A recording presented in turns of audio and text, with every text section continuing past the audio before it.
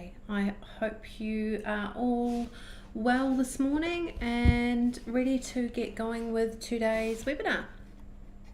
Today we're going to be going over the accessibility within your business.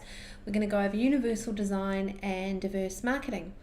So how you can better your business by using these three things and just taking note on the changes that can be made within your business or service.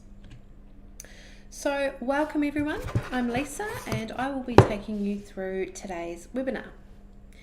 Now, first up we will just do an acknowledgement of country. 30 Foot Drop acknowledges the traditional owners of country throughout Australia and recognises their continuing connection to land, waters and the community. We pay our respects to the Indigenous people, their cultures and beliefs, to the elders both past and present. 30 Foot Drop funding. 30 Foot Drop would like to acknowledge the Department of Communities Disability Services for funding this and many other initiatives. Without their help, so many projects such as the Two Wise Monkeys project wouldn't see the light of day and we'd be much more poorer for it as a community.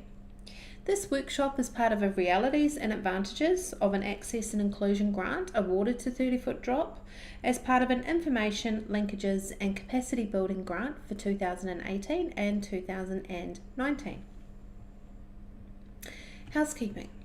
Now I'm just going to go through some housekeeping on how we run these workshops. We unfortunately don't have all the resources to monitor all of our live platforms.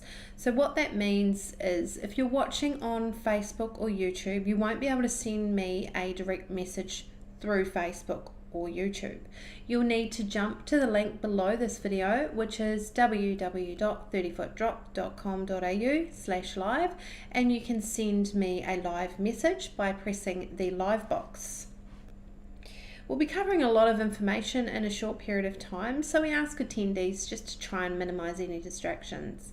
I know that can be hard at this current time when some people are still working from home and stuff like that. Grab yourself a pen and paper, grab yourself an iPad to take notes, and everything that we speak about on our webinars, there's more detailed information available under our resources on our website. The webinars are all recorded, so if you do miss anything, once I've pressed stop on the webinar, you can then rewind it and go back and watch anything that you have missed. And if you know anyone that might be interested or might benefit from these webinars, please tag them and tag us in everything you talk about with us. We would love to get our information out there, and the more people that know about what we're doing, the more changes we're going to be able to make as a community. At the end of the webinar, we do have a short survey, which we'd be really grateful if you guys could fill that out, because the more feedback we can get on what we're doing, the better we can change things and move forward. Okay, now let me introduce myself. I'm Lisa and I am Hear No Evil. The other monkey there is Ben, and some of you may have seen him yesterday morning. He is See No Evil. Now, my story. I was born 30-something years ago, 10 weeks premature. And with premature births, there can be many complications. Luckily, I didn't have any complications, apart from when I was 8. I was diagnosed with mild dyslexia. Teachers used to hit me on the head, read out my low marks, yell at me in front of my classmates. Why don't you understand? What's wrong with you? Making me feel completely dumb and unworthy, as you would. But despite those challenges growing up, I was determined and stubborn to prove those teachers wrong. Luckily for me and anyone else that has a learning disability, there's normally something else that you're really good at, like making things, being creative, good with your hands, being good on a computer. Some people are really good at maths. So my path was opened up for me when I discovered that I could actually draw and I could paint and I could do photography quite well. So I ended up following that path. I did a arts diploma and I also have a diploma in fine art where I have worked all around the world doing picture framing fine art materials and really old pieces of art, preserving them, looking after them, and organising exhibitions, marketing exhibitions, and catering for exhibitions. So I've done a lot with the art side, and I've really enjoyed it, and it's taken me all around the world. So I'm here to say to you, if you are struggling at school or you know anyone that has a learning disability, please don't let that stop you from getting to where you want to be and doing what you want to do, because you will have that passion and you will have something that you're good at. It's just a matter of waiting to find it out, or maybe you already know what it is. Just go with that. You don't need to be the most amazing mathematician or speller to get where you want to be in life. Okay, so that is me. Now, when we talk about the monkeys, isn't there supposed to be 3 monkeys? We've got see no evil, hear no evil. Where is speak no evil? There's a couple of them behind me there on the t-shirts. But who is speak no evil today? Yes, today it is you. And if you really want to become that speak no evil, these popular t-shirts are available on our website. Speak no evil. They're available in black and white, as same as the ones behind me, from children's size to adult size. So if you want to get one of those, please head over to our website. So the aim of today's workshop is to turn you into that wise monkey. You'll begin on a journey of realizing, impairment or not, we are all human and deserve to be treated and acknowledged in the same way as everyone else. Strong point there. Sorry, I just need to move this over. Right, there we go. Okay, now I'm going to go over outline and method, the outline and method for today's workshop, part 4.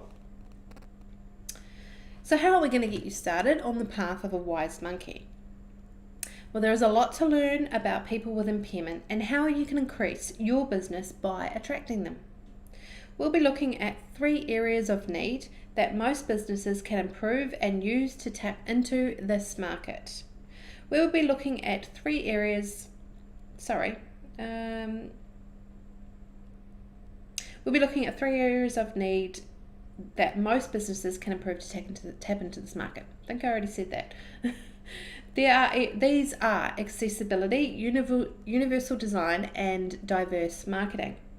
After covering all the good stuff, we will then finish off with an open forum where you can send me any questions, and none are off limits. So send any questions along the way by jumping into the link below, or you can wait till the end where we have an open forum and I can answer questions and we can talk about it together. So, how are we going to cover this? What will our teaching method be? The answer is fun, open, and honest discussion. If we can't be open and honest about how we feel about disability and impairment and the changes that need to be made within the community for people with disability and impairment, things aren't going to change. If you notice in a cafe, restaurant, a service that they're not really offering you what they need to offer, let them know, show them examples, send them over to this webinar so they can become more educated on what changes they can make in their business so that it's more accessible for you and inclusive for you. Okay, so terminology. We will now go over some terminology, and these 4 words, lots of people get them mixed up and think they're the same thing, but in fact they're not. So first off, I'm going to talk about impairment.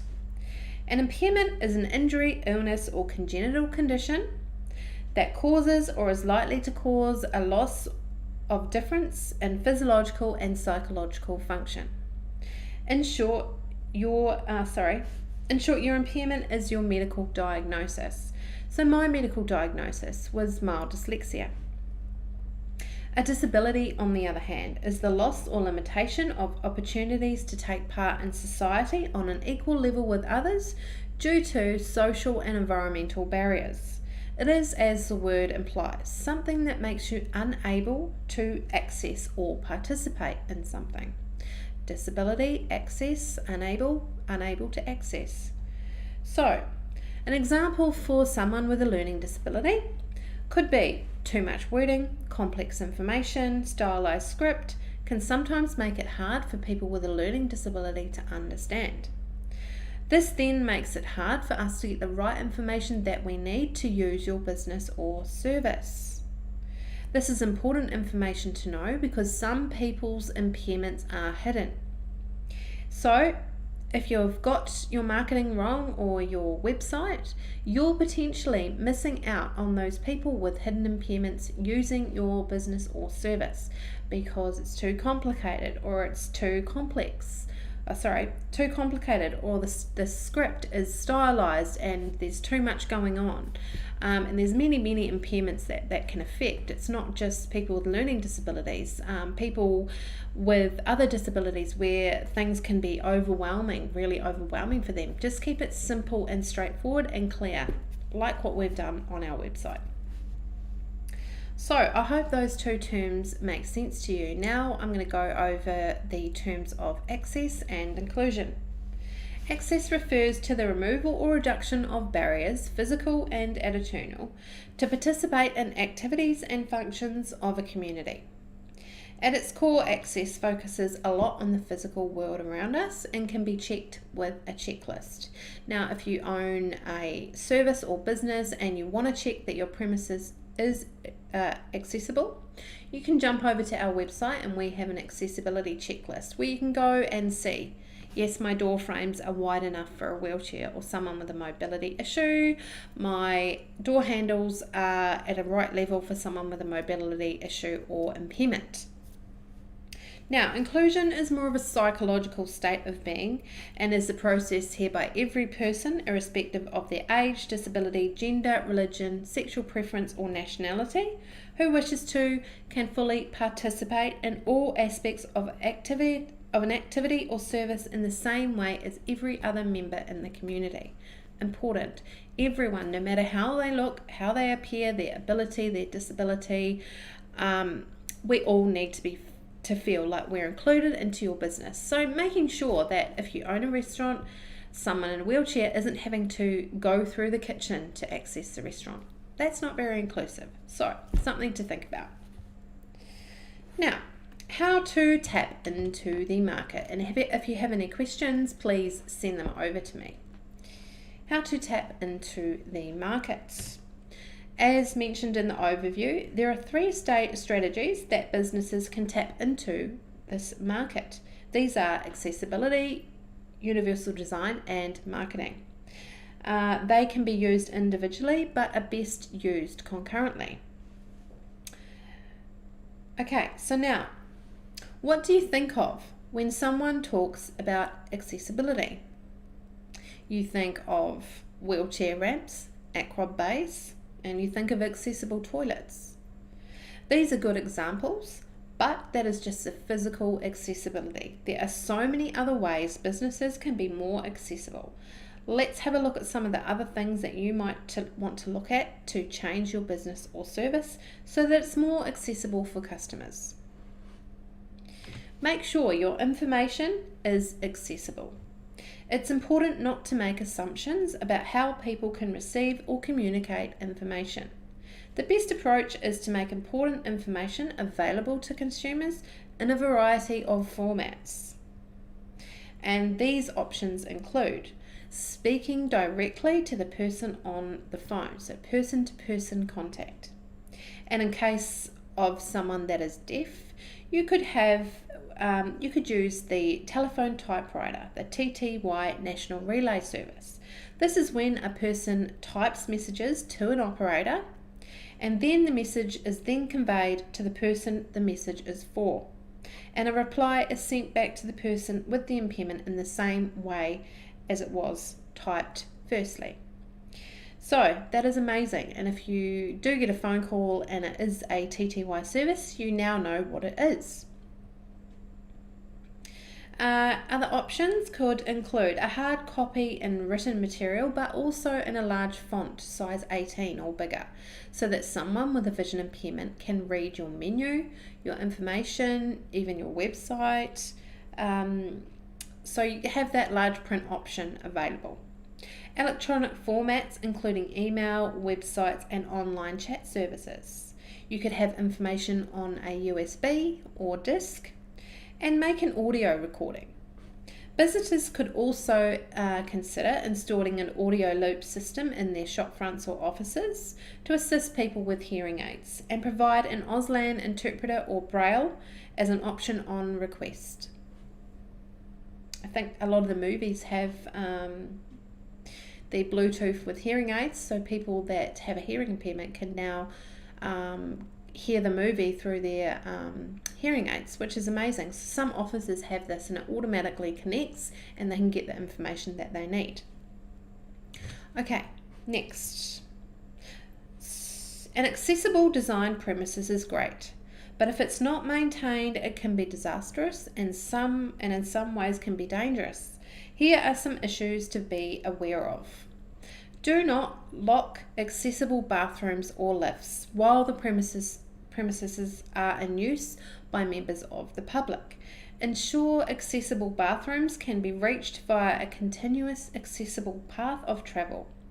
If you don't make sure your business is an inclusive practice, then people with a disability or impairment may feel unwanted at your business, especially if the toilets are locked.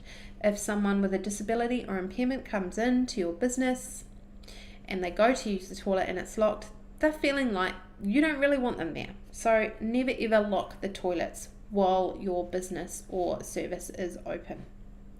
Do not use accessible bathrooms or change rooms as storage areas.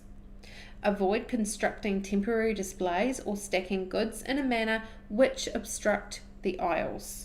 Make sure there is a continuous path of travel around and within your premises.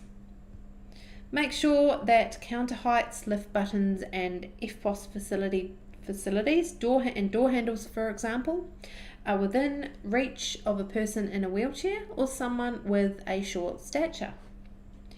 Ensure also that lift buttons have raised tactile or braille information next to them so that lifts provide audible information telling passengers what floor they have arrived at. Maintain adequate lighting levels throughout the premises. Provide clear and easy to read signage for people with an impairment accessing or using your premises. Do not allow surfaces to become slippery, dangerously worn.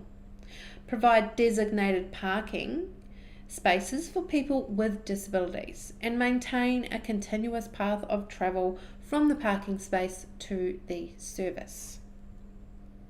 Now, transport. If your business provides transport options, then please be aware of the following. Ensure information relevant to passengers with an impairment is provided on your transport services website. Such information may include specific booking processes, requirements for passengers with an impairment, location of accessible bus, train stops, timing of accessible services, and access features. Make sure your booking forms and mobile apps are accessible to people with an impairment. Provide training to frontline staff on the delivery of accessible transport to passengers with an impairment. Take steps to inform booking agents, travel agents, or tour guides of relevant considerations for people with a disability or impairment. For example, their fitness to travel, impairment, equipment, carriage restrictions, and access features. Mobility devices. Under the Disability Discrimination Act, it may be against the law of an owner or shop or manager of a shop, restaurant, club or other venue to refuse entry to someone who uses a scooter or wheelchair which they use as an impairment aid. It also may be against the law to restrict the access of a person to only certain parts of the premises. An example of this is small shops who restrict mobility due to large amounts of stock, which is illegal. Businesses should consider the needs of consumers who use scooters and mobilities as a mobility aid when shops have too much stock on the floor. And that's happened to me when my little boy was a baby. I was told I couldn't come into the shop because the pram won't fit. Well, never went back to that shop, let's just say that. The general tips for maintaining accessible premises mentioned in the earlier section of this resource also apply to people who use mobility devices, and if customers can't get in the door, then they are not going to spend money. Assistance animals. Be aware that a guide dog is only one form of an assistance animal, and there are other assistance animals such as those that assist people with hearing disabilities and medical conditions. If you are unsure if the animal is an assistance animal, then the law says it's okay to ask the person with the impairment to provide evidence that the animal is an assistance animal and has been trained to meet the standards of hygiene and behaviour appropriate for an animal in a public place. If you are unsure whether an animal is an assistance animal, ask the person before asking them to leave the premises or to leave the animal outside. Provide frontline staff once again with this information and give them some training in assistance animals. Right, next is the accessibility of online content. Big one for now day and age. The internet is by far the favoured way for consumers to get information about goods and services. This research is often done prior to the consumer physically visiting a storefront. So by making your information accessible, you will encourage more customers to engage with your service. These are some guidelines to keep in mind when designing your online content. Material that is only presented in image-based formats such as GIF or TIFF will not be accessible to some people with a hearing impairment because screen readers cannot interpret them. So that's GIFs. If you're using GIFs or TIFFs, be aware that some screen readers can't read that information. So they are missing out on the information. Use plain fonts that are easy to read. Avoid fonts that are too decorative or stylized. Make sure there is enough contrast between the foreground text and the background colors so that the text is easy to read. Do not provide content that is only in PDF format, as screen readers, once again, can't read these properly.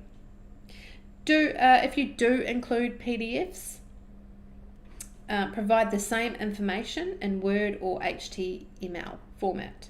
Make sure you include text descriptions for non-text content, including images, graphs, and for example, using the ALT text function.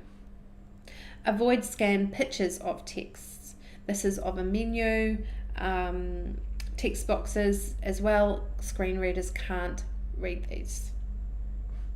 Provide captions and transcripts for multimedia via audio or video. Do not set audio or video content to play automatically because this can also interfere with screen readers and it can be very annoying. If you use CAPTCHA, then make sure there are other alternatives available because even I struggle with CAPTCHA sometimes. It's just a bit hard to see what word it is or it's all linked up. Make sure technical support is available for consumers who need assistance using your website via an online chat service, phone or email. Test the accessibility of your website, very important, and speak to an accessibility professional if you need help. And this will all help meet the standards for customers wanting to use your business with a disability or impairment. Now we're going to head over to planning events. We'll be covering accessible tourism and events, looking at the opportunities in greater detail in part 5 and 6 of the webinar series. These tips are specifically these tips that I'm about to read are just specifically for the physical event.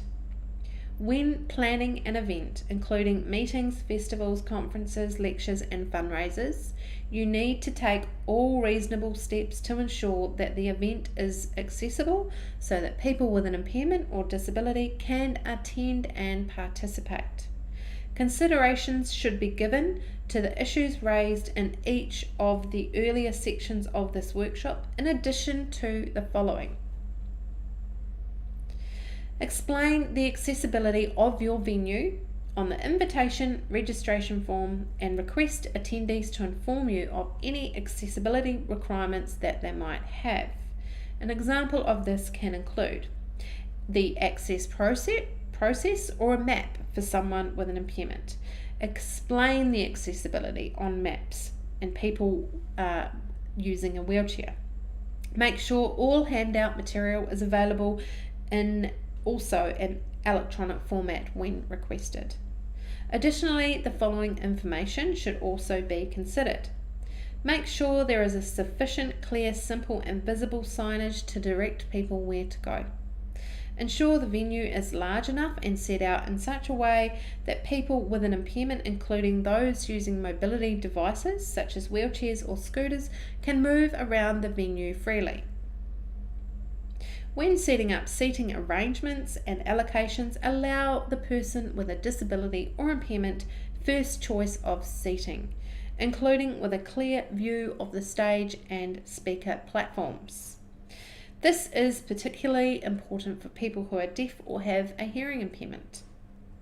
Ensure that presenters are aware if they are using PowerPoint slides or videos in their presentations, that they also provide the same information in a format that is accessible for people who have vision or hearing impairments. For example, speakers could provide oral descriptions of PowerPoint slides, provide a hard copy, electronic or audio copies of the material ahead of the event, and use captioning or Auslan interpreters during a presentation. Many options to make the people with an impairment or disability feel included. Brief the venue and registration staff about their responsibility to avoid discriminating against people with an impairment or disability and about the access issues, such as allowing people in with an assistance animal. Brief staff on the location of accessible toilets, access features and handouts, and have handouts ready for accessible formats. This information could be provided to staff before the event in writing or in a briefing session. You could also appoint a staff member who is looking after all the accessible questions and queries. This staff member could be responsible for all of those questions and making sure that staff at the event all know who that person is. So there's no, oh, I don't know the answer. Oh, who's going to sort that out? There's one person sorting it out. They know all the answers. All of the staff go to that person if there's any accessibility issues or queries. Okay, now that is how to tap into the market and make changes within your business. Next, we are going to talk about universal design. So all of the tips to increase accessibility are great, but what is even better than a solution? If the problem didn't even exist at all, universal design is a great way to make your organization amazingly accessible and is cheaper, faster, and visually more appealing than fixing it later. What is universal design? Universal design is the composition and design of an environment so that it can be assessed, understood, and used to the greatest extent possible by all people, regardless of their age, size, ability, or impairment. In short, when society designs for everyone in mind. All staff at all levels can contribute to universal design, from small changes in a single product to more holistic designing experiences for the customers. Business case for universal design. When done right, universal design is more than just catering for customers with impairments. It can have the following business benefits: an increased market reach. A universally designed product will be usable, accessible, and appealing to the wider customer base. Enhance customers' satisfaction and retention.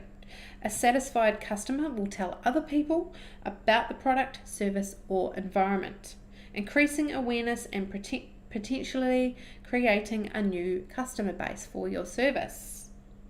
Market crossover success. Products that are aimed at specific target groups can sometimes generate interest and demand from unforeseen markets. The OXO Good Grips, which are a kitchen range product, are products especially designed for older people with arthritis or limited mobility in their hands. This is out-of-the-box thinking and has created widespread demand. So, not everyone would have thought of that, but this company has thought, now we need something for someone with limited mobility or arthritis in their hand, and now everyone can use them. I've actually got a pair, and I don't have any issues with my hands, but I just love how big and chunky and easy to use they are, and they're so solid they will last a lifetime. So look them up. Now, so positive public image. A business that positively contributes to society by incorporating the universal design approach is likely to receive a reputation for having a high level of corporate social responsibility. Increased consumer expectations.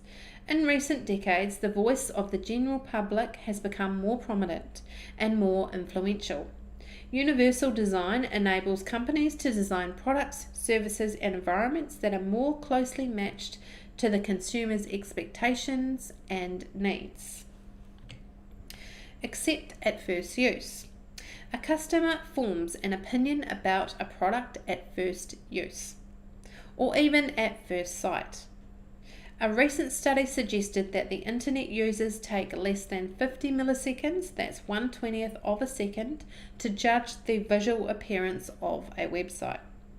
If the first impression is negative, a consumer is not likely to purchase your product. If a product is simple, clear, easy to access, and easy to use, a customer will be more likely to proceed with the transaction. Okay, so that is the business case for universal design. Now we will go into achieving universal design. The most efficient way to achieve universal design is collaborating with employers who have a disability or impairment. They can guide the process with their experience. There are also 7 principal topics to note when striving for universal design. They are equitable use, flexibility in use, simple and intuitive use, perceptible information, tolerance for error, low physical effort, size and space for approach and use. Let's go over these principles. First is equitable use. The design should be useful and marketable to people with diverse abilities. Provide the same means of use for all users.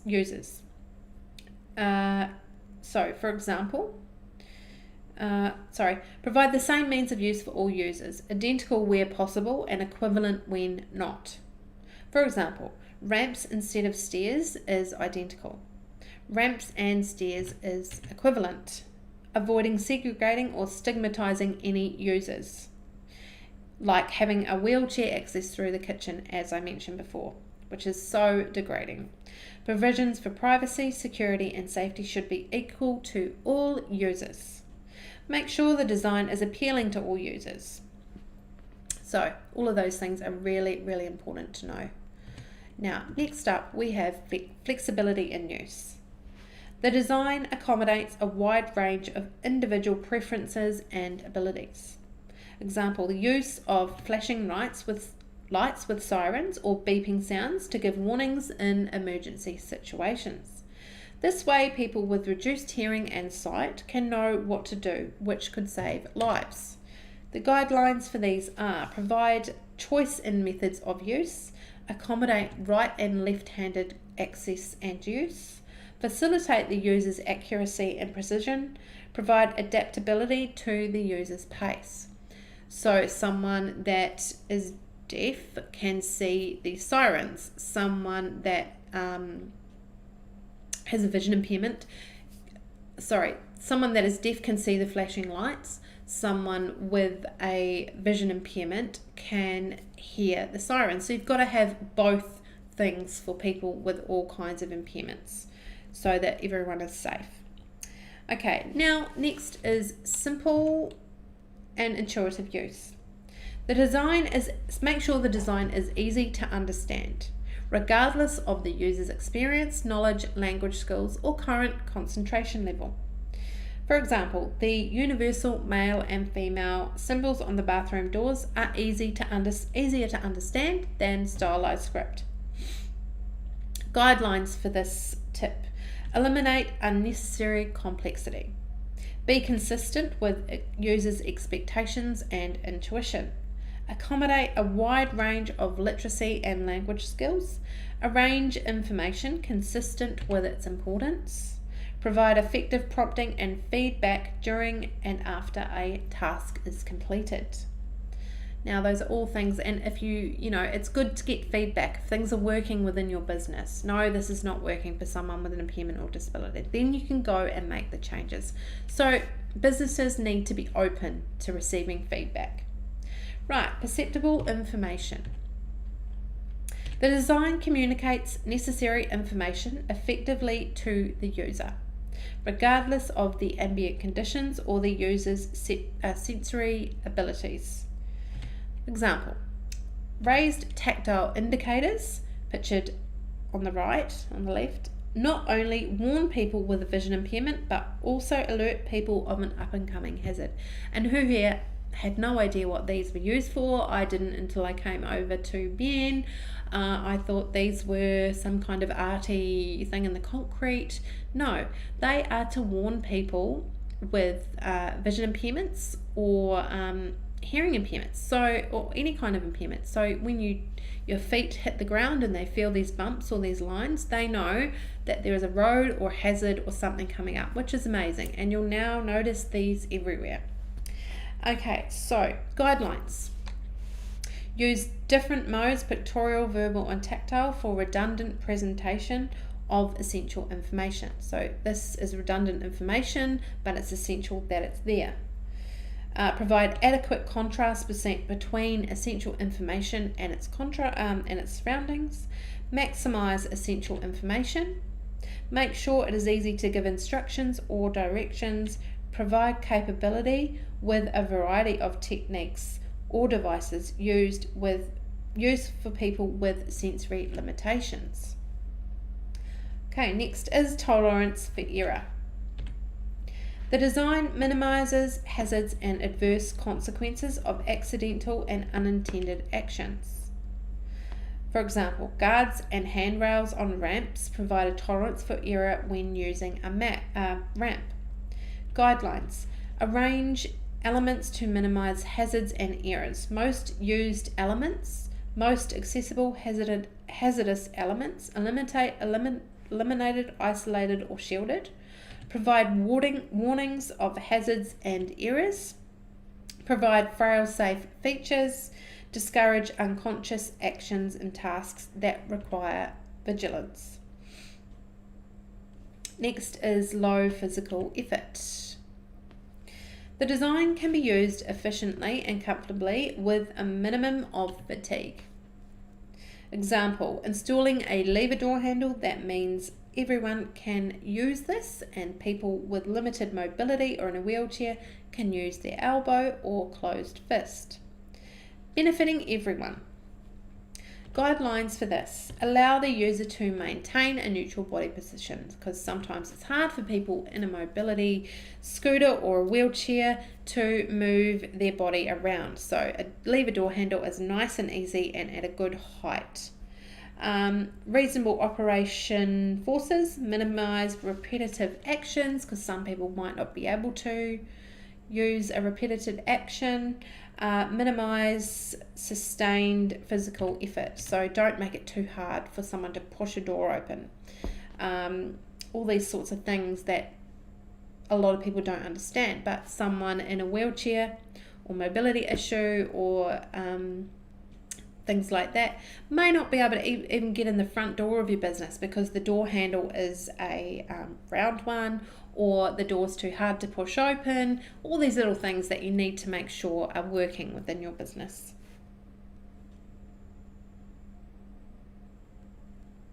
Okay, next is Size and space for approach and use. Appropriate size and space is provided for approach, reach, manipulation, regardless of the user's body posture or mobility. An example: accessibility parking spaces are designed with a shared area and placed closer to the building entrances to allow people with mobility issues and device accesses. Provide a clear line of sight to important elements for any seated or standing user. Make sure components are reachable and comfortable for any seated or standing user. Accommodate various hand grips sizes. Provide adequate space for the user of assistance devices or personal assistants. Why diverse marketing? First up, let me explain what diverse marketing is.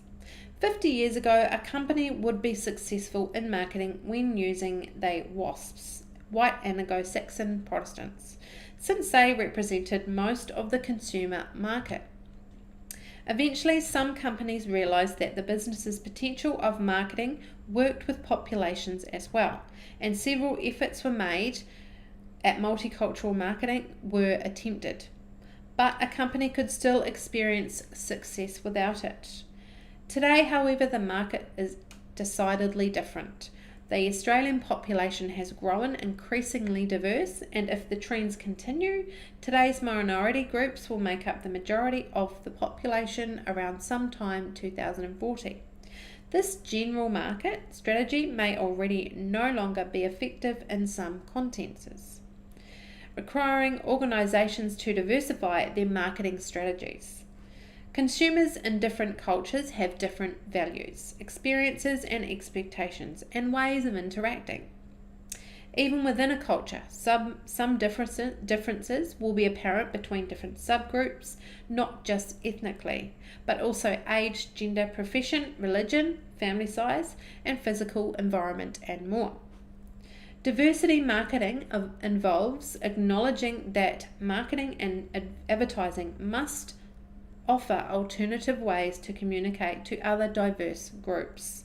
With that knowledge, diversity marketers aim to develop a mix of different communication methods in order to reach people in the diverse groups. Order to reach people in each of the diverse groups present in the market. Diverse marketing. Now, first up, we're looking at essential. Essential is marketing the process of how a business, product or service promotes its key features and benefits to its customers, which ultimately generates sales for the business by satisfying the customer's needs. Powerful. On average, we are exposed to around 5,000 ads per day, from TV and print all the way down to branding and sponsorship. Advertising is everywhere and continues to be a powerful medium for persuasion and changing attitudes. Connection. By representing people with an impairment in their advertising, companies connect strongly with customers with an impairment, as well as their families and friends. It can also demonstrate support for human diversity in a broader sense. Let's look at the diverse marketing ideas. Now, these are three main ways of diverse marketing methods. These are inclusive marketing, thematic marketing, and pride marketing. Let's first look at inclusive marketing. This does not emphasize disability. Rather, it neutralizes it by incorporating people with a disability in images and messages. These are people who are just another customer coming to use your product or service who just happens to have a disability. So, let's watch this example. So, how was the big wedding? Oh, haven't you heard? No. So it's at the end of the night, everyone's on the dance floor really getting into it, you know? Yeah, you are. And say, this is my left wheel, and this is the bride's foot. Yeah. Bush. How awful. Well, wasn't all bad. I left with the best man's number. You are terrible. Guilty. I'm not inviting you to my wedding. No. That's it. You're off the list. That's such an awesome ad. This is a brilliant example of inclusive marketing. This method represents little risk for criticism for disability opportunism. It has a broader economic and social potential and is more easily incorporated into sustained commitment. Marketing strategies often get an extension of existing diversity initiative in marketing. Large businesses such as Kmart, Target and Mars Chocolate, as this example, have made use of this method with results shown in the next session. Let's now look at thematic marketing. In a nutshell, thematic advertising focuses on the disability itself, usually conveying an explicit message or comment about disability. Thematic advertising can be done well and may be helpful in showcasing products and services specific to disability. Let's now play the video. I can boost your profits. I can deliver fantastic service. I can maintain your garden. I can maintain your fleet. I can manage your finances. I can be a loyal and productive employee. But I can't put my abilities to work if I'm not given the opportunity. If you don't recognise my abilities. If you don't have an open mind. If you don't employ me. So what can you do? What can you do? What can you do? You can remember that. savvy employers. No, it's what people can do that matters. It's what people can do that grows Australian business. The 4 million Australians with barriers and disabilities Have many more amazing abilities. That should be used. Because it's good for business. Because it's the right thing to do. Because every Australian deserves a fair go. Start right now. Call Forest Person. Many companies are reluctant to consider thematic advertising about disability, fearing that they will get it wrong or say the wrong thing or cause offence. Okay, pride marketing.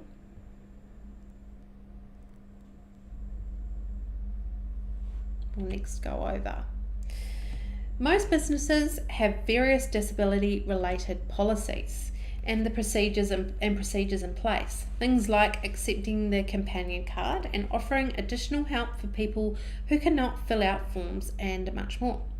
These are amazing initiatives and would sway a potential customer with a disability to your business.